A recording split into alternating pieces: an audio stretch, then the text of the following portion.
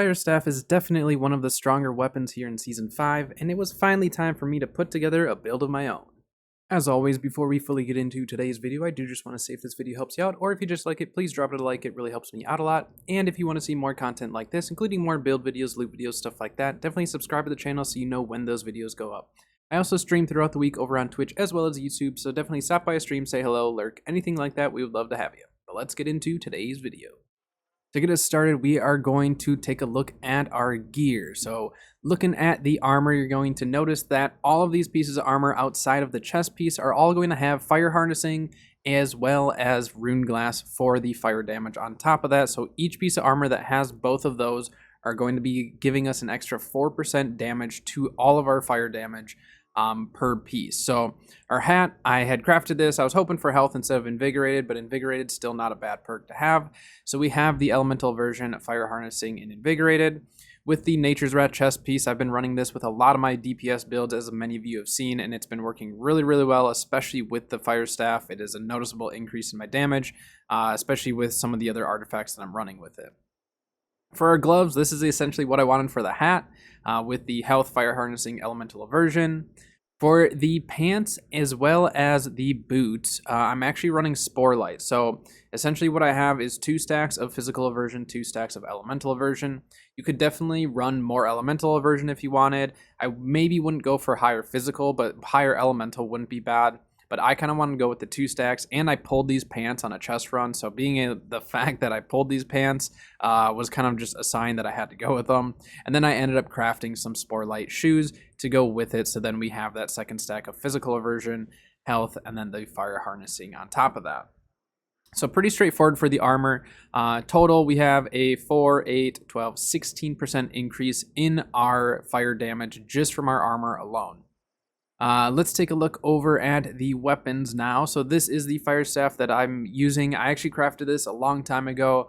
Essentially when gear score went up to 700, I needed a fire staff just to have on hand, and went for flame attunement with empowering fireball, and it came out with keenly jagged, and I was really, really happy with it. I stick with it. I've had it for a long time. I ended up putting an opal with a rune glass in it, so then we have the 2 extra fire damage ticks with that. So, you know, dodge, hit someone, and then you have those 2 ticks, plus you get the 9% increase from the opal. So that's worked really, really well. For our secondary, currently I have Life Taker, but the way that this build is actually designed and how I wanted it to work is so I could actually utilize it with multiple different artifacts. So currently I am utilizing this specific build with 4 different artifacts. That is Life Taker, Deep Freeze, Finisher, as well as Pestilence. Now you could use it with some other ones, and if you do end up using it with some other ones, definitely let me know down in the comments. But those are the 4 main artifacts that I will kind of rotate through. For PvE, I don't really go with Pestilence. I will typically go with the Life Taker just to increase that damage. If we do have another Void Gauntlet in the group, then I'll either go with Deep Freeze or with Finisher for PvE. For PvP, though, I'll kind of rotate depending on what I'm wanting to play. If it feels like the team needs more disease, then I'll go with Pestilence. Otherwise, you can kind of just swap between whatever feels best for you or whatever you want as a secondary. So that's the route kind of what I wanted to go with for artifacts. I wanted it to be able to be used with multiple different artifacts. I don't run Fire Staff a lot typically, so having that availability to run it with multiple artifacts makes a really big difference for myself. Heart Rune is kind of up to you. I'm still running Bile Bomb as always. Great Heart Rune gives me some disease, stuff like that. And then for our jewelry, I still have the same amulet, which again, you can go with the Tanglevine amulet if you'd like, and then you can get essentially this exact same amulet that I have. For our earring, I have the Mammoth's Revenge with Healthy Toast, Refreshing Toast, and Nimble. The nice thing with that is with the Healthy Toast, I'm drinking a lot of mana pots, and I can get a little extra healing out of it. So I really do like this exact earring for this particular build. And then I finally crafted this ring, which I've been wanting for a very long time, and that is my Hardy Fire Damage Burning Ring. Now, this is a fantastic ring for PvE or PvP. The burns last a very long time with it. You also get the extra 7% increase in your fire damage. So overall, if you can get your hands on this ring, it is fantastic. I ended up having to use an Azoth Inductor and Prismatic Scarab and all that to get it. Otherwise, on Marama currently, you're looking at around like 85,000 for a ring like this. So it's a really, really nice ring to have, but it is a pretty expensive one. But once you got it, you're kind of set for any of your Fire Staff builds or even musket builds or anything like that down the road. So that's what we got going for the gear. Next, let's go take a look over at the attributes as well as some of the mastery. With the attributes, it is a pretty straightforward layout. I go for the 152 con. I'll then take a 48 con food to get me up to 200. So 200 con is kind of the goal there. And then everything else into int. Really, really straightforward attribute layout. Honestly, like you could probably go higher con if you feel like you need it. I find that 200 works really well for me and then the rest into int, but definitely play around and see what works better for you. But next, let's go take a look over at the mastery for the Fire Staff, and we'll just briefly go over the 4 different artifacts that I like to run with this. All right, so taking a look over at the mastery, we are going to look at the Fire Staff first because this is going to be more in depth. And we'll kind of go over some of the reasons why I did and didn't choose certain perks and stuff like that. So as you can see, we are running Pillar of Fire, Fireball, and the Burnout. And we did end up going all the way down on each of these. So we do have the Fireballs restoring 10% of our mana, and it will reduce our cooldowns. So we just get some of those cooldowns back a little bit quicker. 10% mana is actually really, really nice because you will burn through the mana quite quickly, especially if you're running it with Ice Gauntlet or Void. And then over on the Pillar of Fire, we also have the 15% of your max mana per enemy hit. So you can get a massive amount of mana back from this. And I found that that really, really does help as far as just managing your mana. So if you find that you don't really need that or that you're managing your mana better, you can definitely shake it up and change some of these perks. But I found that even with like really focusing on mana management, without these perks, it was really, really difficult.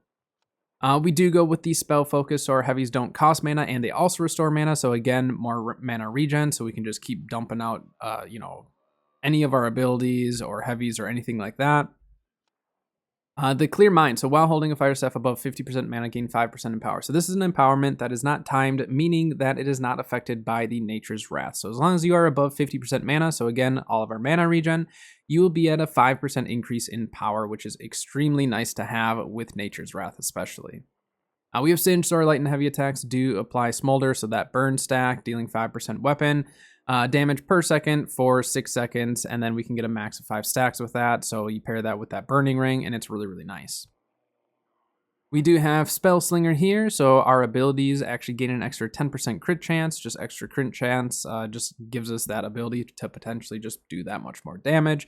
And then we also have, while you're holding a Fire Staff, your critical strike damage is increased by 15%. So you pair those two up, 10% increase to crit chance, and then you also have that increase to crit damage as well. And it is really, really nice because then you're just going to land more Fireballs and Pillar of Fires and crit more with them and just do more damage. Now, I did drop Flare. I actually talked to Bo on this one. He wasn't running Flare. I was. And the damage increase that you get from not running Flare is quite nice. It's like a 30% difference, I believe. And the big thing, though, is if you're running Pestilence, you could still run Flare because then you are actually then applying the disease and stuff.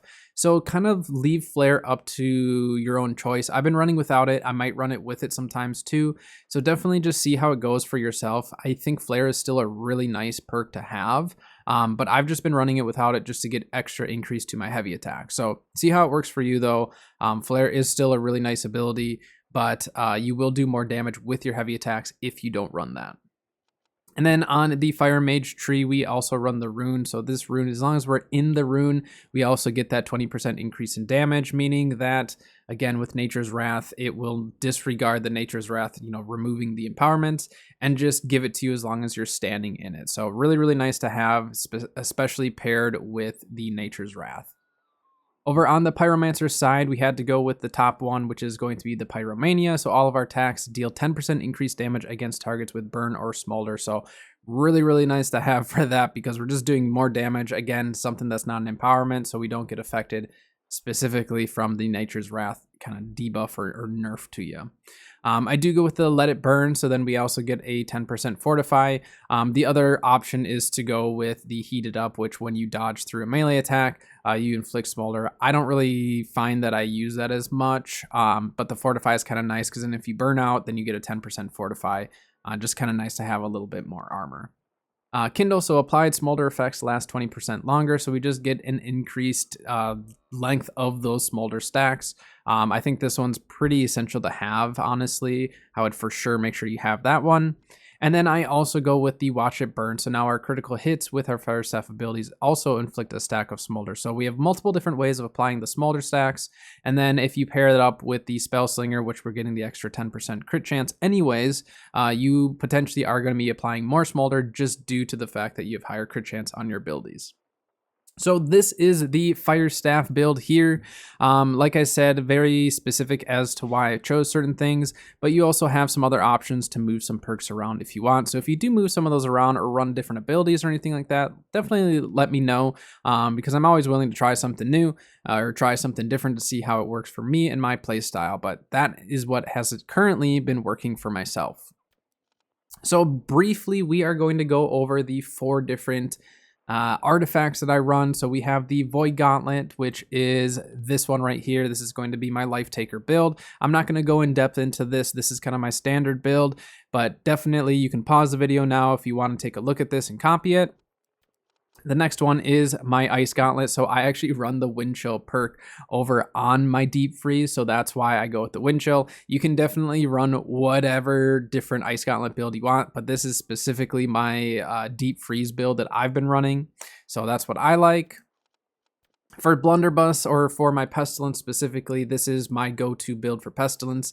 Now, because the Pestilence is not my main damage dealer, I don't go with Azoth Blast, but you definitely could drop like your Blast Shot and go with Shrapnel Blast. But I personally have just found that this has worked the best for me. It allows me to have a little bit of peel between the Blast Shot and the Net Shot. And then obviously I have a whole bunch of disease with the Plague Splitting Grenade. So this is the build that I go with for that. And then for the last one, Sandworm, the last one is the Rapier. This is with Finisher, and the nice thing is with Finisher and my specific Fire Staff is we have the Keenly Jagged, so we're able to apply that extra bleed, meaning that we get the extra 15% damage increase from the Finisher perk. So really, really nice to have. I tried it with the Flurry, and Flurry for PvE I think is fantastic. For PvP, I did not actually like it. I preferred the Flechet, and then I go with the Tondo and Flourish and Finish. So this is the build that I go with specifically for Finisher in PvP. Otherwise, for PvE, I drop Flechet and go with Flurry. So definitely up to you, though, how you want to run it. So that is it for the mastery, though. Like I said, the Fire Staff was more specific. The artifacts, play around, see what you enjoy, and let me know in the comments what you do end up finding that works for you, because I might try some other stuff or different builds or anything like that. But I'm always curious what you guys are running and what you're having fun with. But next, I do have some gameplay footage of the build in action, so definitely check that out and enjoy some gameplay of the Fire Staff build.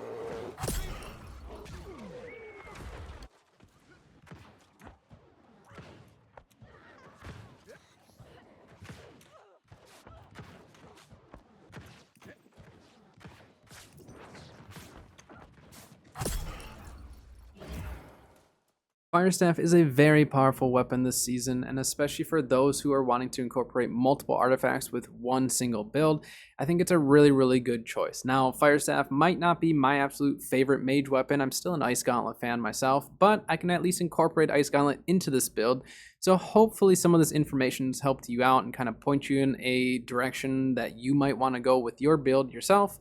But that is going to do it for today's video, so until next time, I'll see you guys later.